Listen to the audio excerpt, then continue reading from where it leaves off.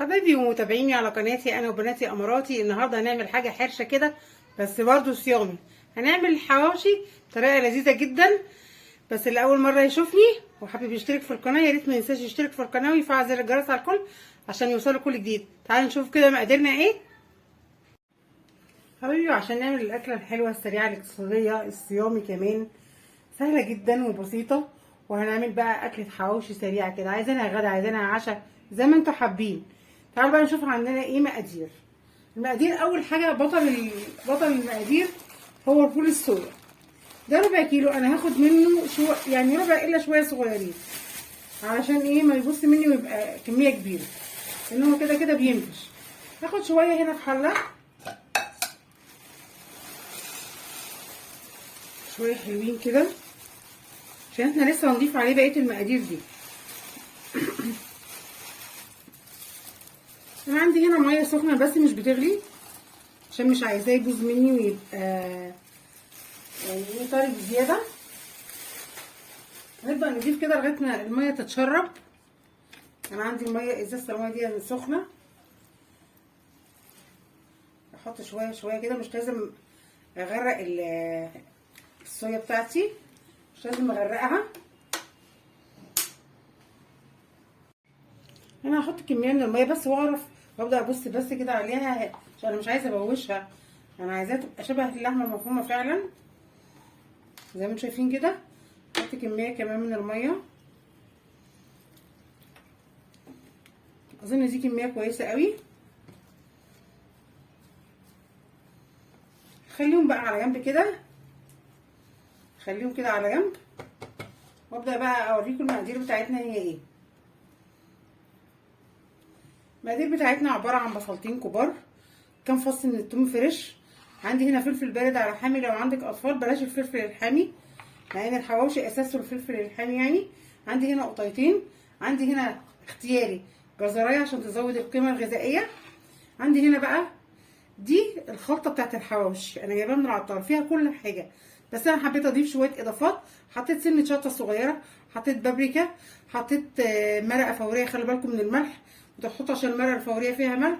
حطيت سنه قرفه صغيره، حطيت شويه فلفل اسود. نبدا كده على بركه الله نشوف هنعمل ايه على البوتاجاز. حبيبي في طاسه هنا عندي على النار هبدا اضيف الزيت، شويه زيت حلوين كده. واول حاجه هنزل بيها البصل، احنا مش هنحمر احنا هنشوح بس، هندبل البصل كده. هنزل بالبصل عليه كان عليه شويه ملح. اول حاجه هبدا اضيفها، هنخلي الفلفل بتاعنا اخر حاجه.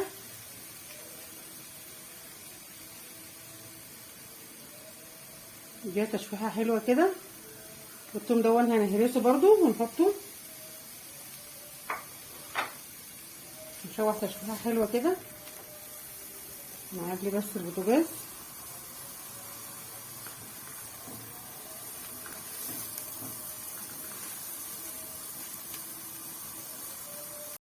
هبدا انزل بفصين الثوم بتوعي عشان هما مش هياخدوا وقت.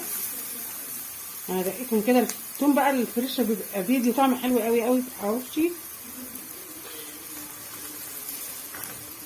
طبعا انا الخلطه اللي قايله لكم من عند العطار دي عملها لي الصبح، عمل لي بقى فيها كل حاجه، بصل باودر وثوم باودر وكل الخلطه بقى الجميله اللي بتتحط للحواوشي دي.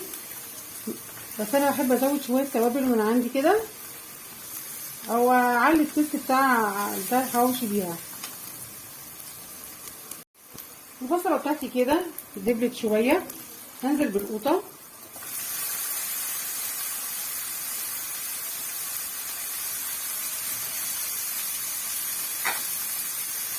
هنزل بالقوطه عليها كده. الله الروايح.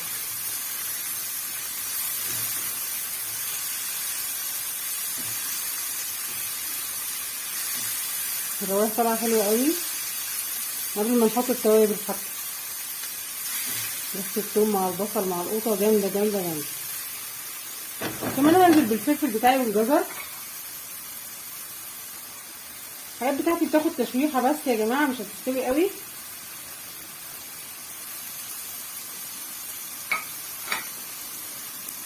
ننزل بقى بالتوابل وهيلاقي حسب مزاجك، الحقيقة بتاعك حسب مزاجك انت بتحبي ملحك ايه. عارفين ان الملح والسكر ده اذواق. طبعا الالوان اساسا بتبهر، الوان جميله وحاجات فيها قيمه غذائيه عاليه. كل ما تكون في الاكل بتاعك الوان حلوه هيبقى فيه قيمه غذائيه عاليه.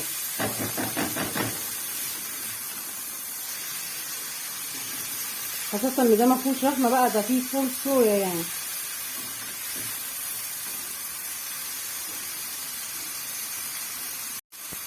وادي الصويا بتاعي بعد ما بل شويه كده. بص شايفين مش متعجل، لا بص ان هو ايه مفرول كده. ده اللي انا عايزاه. احطه طبعا على كميه الخضار اللي عندي فيه، وابدا بقى اضيف التوابل بتاعتي كلها. طبعا انا قلت الملح، خلي بالكم عشان احنا حاطين مرقه فوريه بيبقى فيها ملح، خلي بالكم. نحط التوابل كلها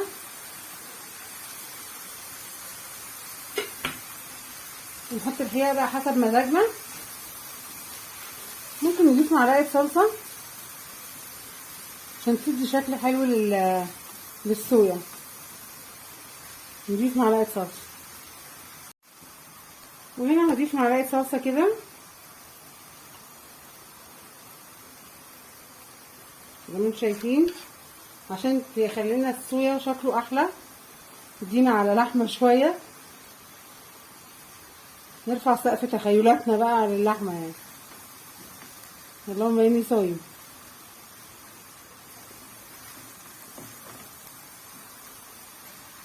هي كده حلوه قوي، شكلها حلو، ريحتها طالعه جميله قوي عشان التوابل الحلوه اللي احنا حطيناها.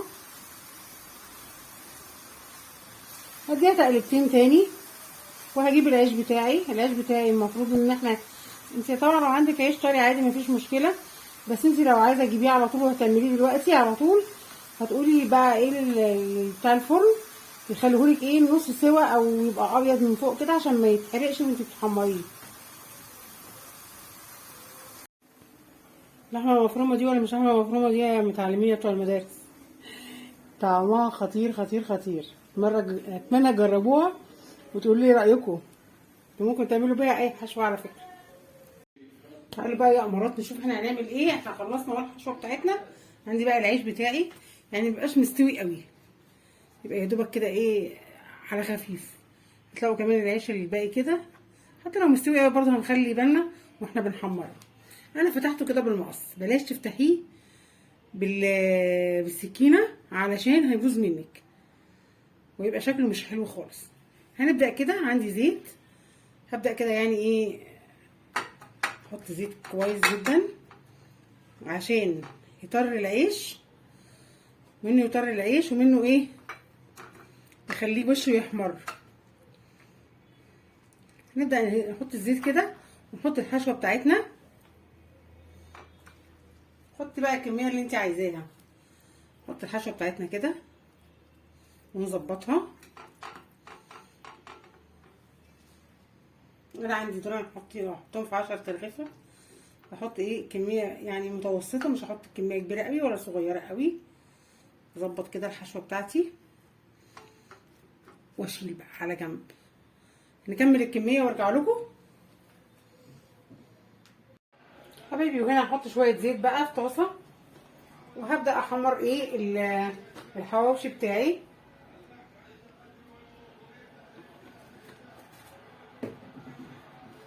هبدا احمر بقى الحواوشي اللي انا عملته.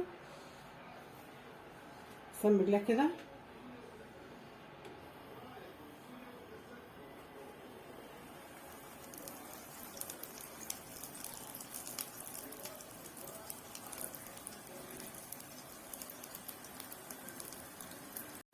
طبعا على نار هاديه بنبدا نحمر لغايه ما ياخد اللون اللي احنا بنحبه.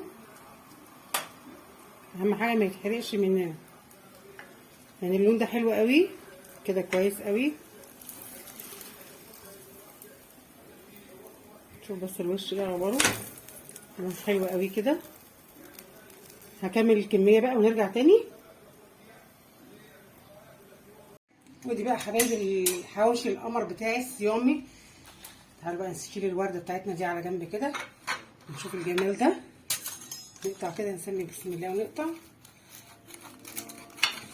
وبقى ايه، مقرمش من بره وطري من جوه. شوف بقى الجمال بتاعنا ما شاء الله يا جمال. شايفين كده الحشوه بتاعته روعه روعه. اتمنى تجربوا بقى الوصفه بتاعتنا الحلوه دي. طبعا في رغيف اتاخد كده قالوا لي بصراحه ان هو حلو، انا لسه ما دقتش، اللي ده قال لي ان هو حلو. اتمنى تجربوا الوصفه بتاعتي. ولاول مره اشوف قناتي يا ريت ما ينساش اللايك والشير والاشتراك في القناه، تفعيل زر الجرس على الكل. بحبكم قوي، اشوفكم في وصفه احلى.